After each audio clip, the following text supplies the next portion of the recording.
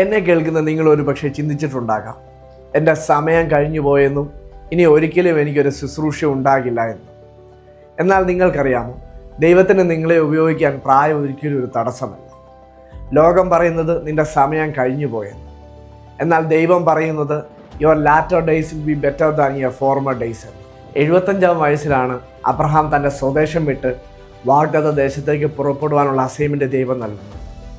70-ാം വയസ്സിൽ മോശ ഇസ്രയേലിനെ മിസ്രൈമിൽ നിന്ന് അയച്ചു. അന്ന എന്ന വയോധിക വിധവ ദേവാലയത്തിൽ നിന്ന് പോകാതെ മിശിഹായെ നേരിൽ കണ്ടു. 75-ാം വയസ്സിൽ കാലേബ് പറഞ്ഞു, ആ പർവ്വതം എനിക്ക് തരൂ, ഞാൻ അതിനെ കീഴടക്കാമെന്ന്. പ്രായം നിങ്ങളെ ഒരിക്കലും അയോഗ്യരാക്കുന്നത്, അത് നിങ്ങളെ റിഫൈൻ ചെയ്യും. നിങ്ങളുടെ മുഖത്തെ ഓരോ ചുളിവും ഒരു സാക്ഷ്യമാണ്. തലയിലെ ഓരോ നരച്ച മുടിയും ദൈവത്തോടൊപ്പം നടന്ന വർഷങ്ങളുടെ അനുഭവം പറയും. യെശയ്യാ 46:4 പറയുന്നു, നിങ്ങളുടെ വാർദ്ധക്യം വരെ ഞാൻ അനന്യൻ തന്നെ, നിങ്ങൾ നരയ്ക്കുവോളം ഞാൻ നിങ്ങളെ ചുമക്കാമെന്ന്. അതുകൊണ്ട് ആത്മവിശ്വാസത്തോടെ എഴുന്നേൽക്കുക.